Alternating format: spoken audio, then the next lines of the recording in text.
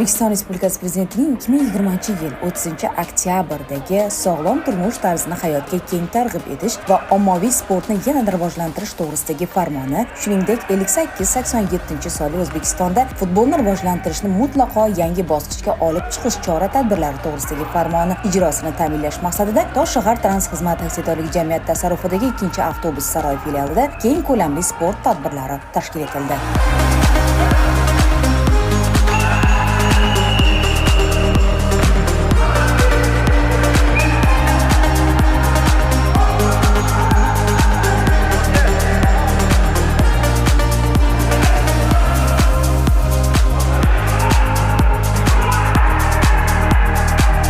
Mazkur tadbir sog'lom turmush tarzini targ'ib qilish, haydovchi va ishchi xodimlarning bo'sh vaqtlarini unumli o'tkazish, ularni sportga jalb etish va yoshlarni sport musobaqalariga bo'lgan muhabbatlarini oshirishdan iboratdir.